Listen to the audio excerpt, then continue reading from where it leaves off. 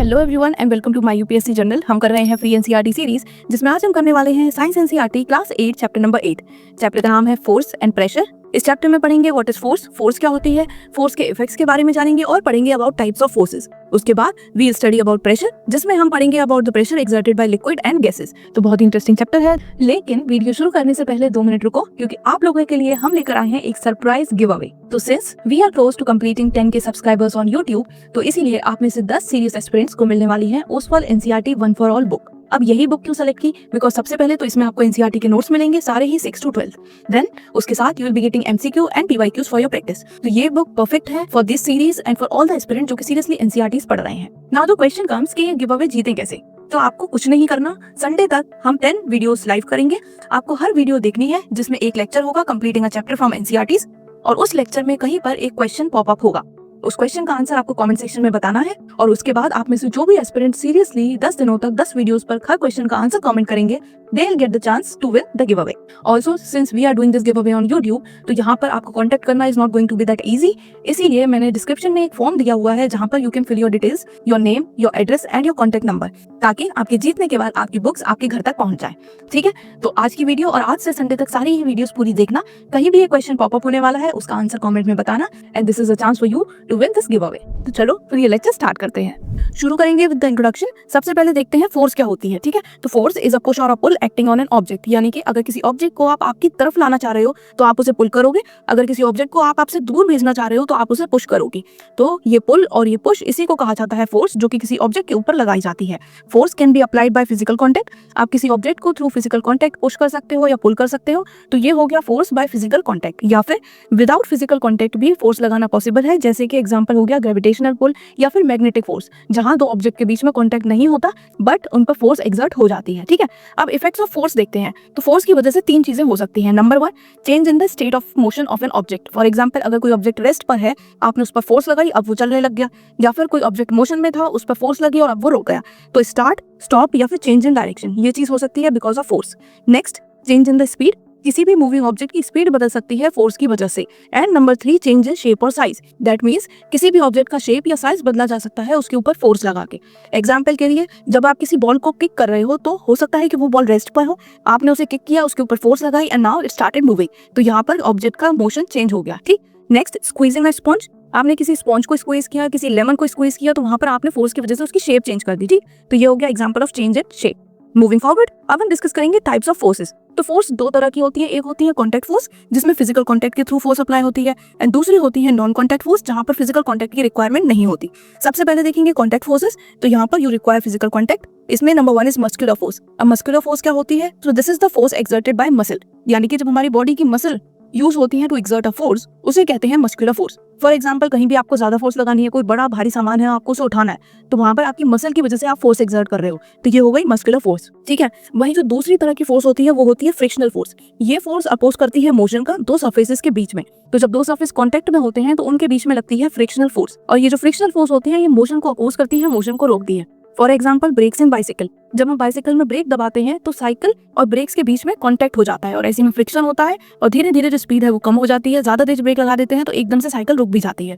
ठीक, तो ये हो गया फ्रिक्शनल फोर्स, जो एक्शन में आएगी जब 2 बॉडीज कांटेक्ट में होंगी। इसी तरह अगर आप किसी फुटबॉल को ग्राउंड पर चलने दो तो थोड़ी देर बाद वो रुक जाएगी। क्यों? क्योंकि जो ग्रास है या ग्राउंड है उसके बीच में और बॉल के बीच में फ्रिक्शन वर्क करेगा, and therefore it will stop. तो फ्रिक्शनल फोर्स और मस्कुलर फोर्स, ये दोनों हो गई कॉन्टैक्ट फोर्सेस का एग्जाम्पल, बिकॉज जब तक 2 बॉडीज कॉन्टैक्ट में नहीं आएंगी ये फोर्सेस एक्ट नहीं करेंगी। मूविंग फॉरवर्ड, अब हम डिस्कस करेंगे नॉन कॉन्टैक्ट फोर्स, जहां पर विदाउट फिजिकल कॉन्टैक्ट भी ये फोर्सेस वर्क करती हैं। Number 1 is gravitational force. This is the force exerted by earth on objects. कोई भी चीज, कोई भी ऑब्जेक्ट अगर ऊपर से आप छोड़ दो तो वो इवेंचुअली नीचे ही जाएगा। क्यों? क्योंकि जो अर्थ की ग्रेविटेशनल पुल है वो उस पर एक्ट कर रहा है, ग्रेविटेशनल फोर्स उस पर एक्ट कर रही है। अब ऐसे में जो ऑब्जेक्ट है और अर्थ है उसके बीच में कॉन्टैक्ट नहीं है, but still this force is working, तो इसीलिए इसे कहा जाता है non contact forces. This is responsible for all the things falling downwards. Second इसका एग्जांपल है मैग्नेटिक फोर्सेस। अब इसका एग्जांपल देखो, अगर आप एक मैग्नेट का नॉर्थ पोल दूसरे मैग्नेट की नॉर्थ पोल की तरफ लाओगे तो वो दोनों रिपेल करेंगे। आप उनको कॉन्टैक्ट में नहीं रहोगे बट स्टिल आपको इफेक्ट देखने को मिलेगा फोर्स का। तो ये एग्जांपल हो गया एक दूसरा हमारा नॉन कॉन्टैक्ट फोर्सेस का। दे कैन अट्रैक्ट और रिपेल सर्टेन मटेरियल, जैसे कि आयरन है, आयरन अगर कहीं जमीन पर भी पड़ा है, ऊपर से आप मैग्नेट ले आओ तो खुद ही जो आयरन के पार्टिकल्स हैं वो मैग्नेट की तरफ अट्रैक्ट हो जाएंगे विदाउट इवन कॉन्टैक्ट, ठीक है, बिना कॉन्टैक्ट में लाए। तो ये हो गया हमारा second example of non contact forces. Number 3 is electrostatic force. अब इलेक्ट्रोस्टैटिक फोर्स क्या होती है? So this is the force which is exerted by a charge body either on a charge body और एन अनचार्ज बॉडी। कोई charge body किसी दूसरी charge body पे या किसी अनचार्ज बॉडी पे क्या फोर्स लगा रही है, उसी को कहते हैं इलेक्ट्रोस्टैटिक फोर्स। फॉर एग्जाम्पल एक ऐसा एक्सपेरिमेंट जो हम सबने बचपन में किया है, हम एक कोम लेते थे और उसे अपने बालों में रब कर देते, फिर उसमें एक करंट जनरेट होता है, थोड़े टाइम के लिए थोड़ा चार्ज जनरेट होता है। अगर आप उसे पेपर के ऊपर लाओगे तो खुद ही पेपर अट्रैक्ट होते हैं। तो पेपर में कोई चार्ज नहीं है, but because of the electrostatic force वो उसकी तरफ अट्रैक्ट हो रहे हैं, ठीक है, without contact. So with this हमने सेकंड टाइप ऑफ फोर्स भी डिस्कस कर ली, जो थी नॉन कॉन्टैक्ट फोर्स, जिसमें सबसे पहले ग्रेविटेशनल फोर्स देखा, मैग्नेटिक फोर्स के बारे में पढ़ा और साथ में पढ़ा about electrostatic force. Moving forward, अब हम देखेंगे कैसे फोर्स किसी भी ऑब्जेक्ट का स्टेट ऑफ मोशन चेंज करती है। लेकिन स्टेट ऑफ मोशन क्या है? तो जब भी हम स्टेट ऑफ मोशन की बात कर रहे हैं, हम बात कर रहे हैं about the speed and direction of body. Body किसी भी ऑब्जेक्ट की स्पीड क्या है, उसका डायरेक्शन क्या है, वो हमें बताएगा उसका state of motion. Stationary object की हमेशा जो स्पीड होती है वो होती है 0। अब चेंज इन स्टेट क्या होती है फोर्स की वजह से? तो देखो, किसी भी ऑब्जेक्ट की स्पीड चेंज हो सकती है, उसका डायरेक्शन चेंज हो सकता है, स्पीड एंड डायरेक्शन दोनों चीजें चेंज हो सकती हैं। या फिर अगर कोई बॉडी स्टेशनरी है so it will start moving, कोई बॉडी मूव कर रही है देन इट विल स्टॉप। तो ये सारी जो चेंजेस हैं इन्हीं को कहते हैं change in state of motion. State of motion याद रखना, स्पीड एंड डायरेक्शन। जब ये दोनों चीजें चेंज होंगी बिकॉज ऑफ फोर्स, तो वहां पर जो स्टेट ऑफ मोशन है वो हो गया चेंज।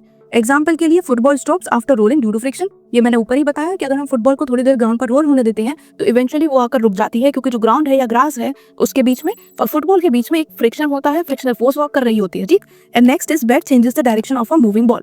अगर एक बॉलर है, उसने एक बॉल को फेंका टुवर्ड्स द बैट्समैन। अब जो बॉल उसने फेंकी उसका एक स्ट्रेट डायरेक्शन था, एक स्पीड थी। बॉल पड़ी बैट पर, बैट ने बॉल को हिट किया, उसके बाद बॉल का डायरेक्शन भी चेंज हो गया, बॉल की स्पीड भी चेंज हो गई। तो ये क्या हुआ? तो ये एग्जांपल हुआ change in the state of motion of an object because of force, ठीक है। तो ये जो बॉल एंड बैट वाला एग्जांपल है, ये बहुत ही बढ़िया एग्जांपल है to understand the change in state of motion.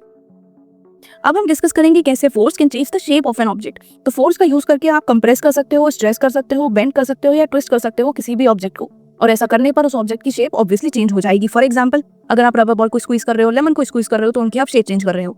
अगर आप क्ले का यूज करके अलग अलग उसको शेप दे रहे हो, उसे मोल्ड कर रहे हो, तो वहां पर भी you are changing the shape. And last is stretching a spring. Spring को स्ट्रेच करो, रबर बैंड को स्ट्रेच करो, तो यहाँ पर भी आप फोर्स लगा रहे हो बिकॉज ऑफ विच उसकी शेप जो है चेंज हो रही है, ठीक है। तो ये हमने देखा कैसे फोर्स चेंजेस द शेप। अब देखो, अभी तक हमने फोर्स पढ़ लिया, टाइप्स ऑफ फोर्सेस पढ़ लिए और देख लिए एग्जांपल्स। अब हम बात करेंगे about the second topic which is pressure. Pressure क्या होता है? तो प्रेशर होती है force acting per unit area, यानी कितने एरिया पे कितनी फोर्स एक्सर्ट हो रही है, कितनी फोर्स एक्ट कर रही है, उसी से हमें पता चलता है अबाउट द प्रेशर। प्रेशर का फॉर्मूला होता है फोर्स अपॉन एरिया, इसकी ऐसा यूनिट होती है पास्कल। इसके अलावा 1 pascal is equal to 1 newton per metre square, ठीक है।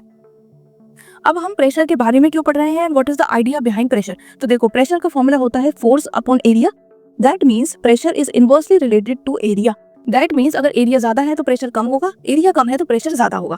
This is the key idea. Smaller area more pressure, larger area less pressure. क्यों? क्योंकि इनवर्सली प्रोपोर्शनल है, उल्टा होगा, एक चीज बढ़ेगी तो दूसरी चीज कम होगी।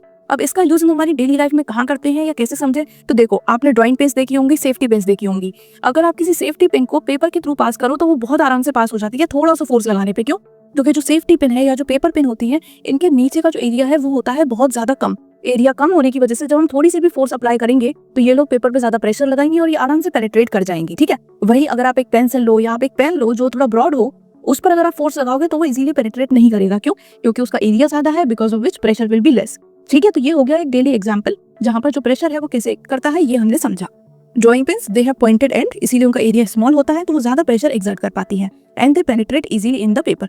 पेन का एग्जांपल देखा तो वो ऐसा नहीं कर पाता बिकॉज उसका एरिया ज्यादा है तो प्रेशर कम हो जाएगा। सिमिलरली जो पोर्टर्स होते हैं यानी जो कुली होते हैं, वो लोग यूज करते हैं ब्रॉड बेस के शूज। क्यों? क्योंकि अगर एरिया बढ़ जाएगा तो जो प्रेशर है वो कम हो जाएगा, ठीक है। So these are certain examples of pressure. अब हम डिस्कस करेंगे pressure exerted by liquids and gases. जो लिक्विड्स होते हैं, जो गैसेस होते हैं, ये भी प्रेशर एक्सर्ट करते हैं। अब देखते हैं क्या डिफरेंसेस है। सबसे पहले पढ़ेंगे अबाउट लिक्विड्स एक्सर्टिंग प्रेशर। तो जो लिक्विड है उसमें प्रेशर डेप्थ के साथ इंक्रीज होता है। अब इसको आप एक एक्सपेरिमेंट के थ्रू समझ सकते हो। आप एक बहुत बड़ा कोन लो और उसमें 3 होल कर दो, ठीक है, उसे पूरा पानी से भर दो। अब आप देखोगे कि जो सबसे नीचे वाला होल है वहां पर पानी सबसे फोर्स से निकलेगा और सबसे दूर तक जाएगा। उससे ऊपर वाले में फोर्स कम होगी, इसीलिए पानी उससे थोड़ा पहले गिर जाएगा। और जो सबसे ऊपर वाला है वहां पर सबसे कम फोर्स होगी तो पानी सबसे पास गिरेगा। अब इसका क्या मतलब हुआ कि जो सबसे नीचे वाला था, जो सबसे गहराई पर था, जो सबसे ज्यादा डेप्थ पर था, वहां पर पानी ज्यादा फोर्स से निकला। फोर्स ज्यादा से निकला, इसका मतलब वहां पर प्रेशर भी ज्यादा था। So this is what it is given here कि प्रेशर जो है वो वाटर में डेप्थ के साथ इंक्रीज होता है। It is proved by water leaking out more forcefully from lower holes in a container. कोई भी कंटेनर है उसमें जो नीचे वाला होल होगा वहां से सबसे ज्यादा फोर्सफुली पानी निकलेगा क्योंकि प्रेशर सबसे ज्यादा नीचे होगा, डेप्थ पे होगा, ठीक है। Next is gases exert pressure. जो गैसेस होती हैं वो भी प्रेशर एक्सर्ट करती हैं। तो अगर आप किसी बलून को लो, उसमें आप एयर फिल करो या किसी टायर में एयर फिल करो, तो आप देखोगे कि धीरे धीरे इट स्टार्ट्स एक्सपेंडिंग। अब ये एक्सपेंड क्यों हो रहा है? क्योंकि जो एयर है ये प्रेशर एक्सर्ट कर रही है on the walls of balloon या फिर on the walls of tyres. Inflating a balloon stretches it because air inside it exerts pressure. जब भी हम किसी बलून को इन्फ्लेट करते हैं, उसके अंदर हवा भरते हैं, तो ऐसे में वो एक्सपेंड होता है क्योंकि जो एयर होती है वो प्रेशर एक्सर्ट करने लगती है। ठीक है, तो ये हमने देख लिया अबाउट एयर कि एयर जो है वो प्रेशर एक्सर्ट करती है। वाटर में प्रेशर डेप्थ के साथ बढ़ता है, ये भी याद रखना। मूविंग फॉरवर्ड, अब हम पढ़ेंगे इस चैप्टर का लास्ट टॉपिक जो कि है एटमॉस्फेरिक प्रेशर। तो एटमॉस्फेरिक प्रेशर है क्या? तो हमारे चारों तरफ एटमॉस्फेयर है, एयर प्रेजेंट है, और ये जो एयर है इसमें है वेट बिकॉज ऑफ विच ये एक प्रेशर एक्सर्ट करती है। इसी प्रेशर को कहा जाता है एटमॉस्फेरिक प्रेशर। अब देखो, this is the value of atmospheric pressure at sea level. इसके अलावा हमारी बॉडी पर हमेशा प्रेशर एक्सर्ट होता रहता है थ्रू एयर, बट ये हमें फील क्यों नहीं होता? क्योंकि हमारी बॉडी भी एक प्रेशर एक्सर्ट कर रही है। तो ये जो दोनों ये प्रेशर है ये हो जाते हैं balance out because of which we don't feel it. अगर आप एक डेमोन्स्ट्रेशन या एक एग्जाम्पल या एक एक्सपेरिमेंट के थ्रू ये चीज समझना चाहो तो आप क्या कर सकते हो? आप एक can low, without using your hands, कोई दूसरा मैकेनिज्म यूज करके उसके अंदर जो एयर है उसे आप बाहर निकालो। ठीक, जब आप एयर को सक आउट करोगे तो उस टाइम पर आप देखोगे कि खुद ही कैन धीरे धीरे इट विल स्टार्ट स्क्वीजिंग। अब ये क्यों हो रहा है? क्योंकि जब अंदर वाली एयर बाहर चली गई तो अब अंदर कोई एयर नहीं है प्रेशर लगाने के लिए। ऊपर वाली एयर का प्रेशर बढ़ेगा बिकॉज बैलेंस अब खत्म हो गया, और इसी वजह से जो हमारी कैन है वो हो जाएगी क्रश, वो हो जाएगी स्क्वीज। ठीक है, तो ये हुआ because of the atmospheric pressure, क्योंकि जो अंदर उसके एयर प्रेजेंट थी अब आपने वो निकाल ली, तो जो बैलेंस ऑफ प्रेशर था वो खत्म हो चुका है। ठीक है, तो ये हमने पढ़ लिया अबाउट एटमॉस्फेरिक प्रेशर। अब ये चैप्टर खत्म करने से पहले जल्दी से सारे ही की कंसेप्ट एक बार दोबारा रिवाइज करेंगे। फोर्स हमने पढ़ा जो कि होती है पुश और पुल, जो कि हम किसी ऑब्जेक्ट पर अप्लाई करते हैं। Muscular force, it is due to the action of muscles and friction. तो ये एक ऑपोजिशन फोर्स होती है जो कि मूवमेंट को अपोज करती है, मोशन को अपोज करती है। ये दोनों फोर्सेस हैं एग्जांपल ऑफ कॉन्टैक्ट फोर्सेस। ये तभी वर्क करेंगी जब दोनों बॉडीज के बीच में कॉन्टैक्ट होगा। उसके बाद magnetic force, it is exerted by magnets. Gravitational force, तो ये हमारी अर्थ का पुल है बिकॉज ऑफ विच हर वो चीज जो गिरती है it moves towards the earth. And last is electrostatic force. तो ये फोर्स होती है जो कि अप्लाई की जाती है by a charge body on a different body which can be the charge और अनचार्ज। ये तीनों फोर्सेस एग्जांपल हो गई ऑफ नॉन कॉन्टैक्ट फोर्सेस, यानी कि they act without being in physical contact. दोनों बॉडीज के बीच में कॉन्टैक्ट नहीं होगा तो भी आपको ये तीनों फोर्सेस देखने को मिलेंगी। Next is pressure. ये होता है फोर्स पर यूनिट एरिया, ऐसा यूनिट होती है pascal. And last is atmospheric pressure. ये वो प्रेशर है जो कि हमारे अराउंड जो एयर प्रेजेंट है वो एक्सर्ट करती है because of its weight. So with this our chapter force and pressure comes to an end. अब अगर आपको किसी भी कॉन्सेप्ट में, किसी भी टॉपिक में कोई भी डाउट हो तो कमेंट में आप पूछ सकते हो। मैं मिलूंगी आपसे नेक्स्ट वीडियो में। Till then bye bye, take care, पढ़ाई करते रहो।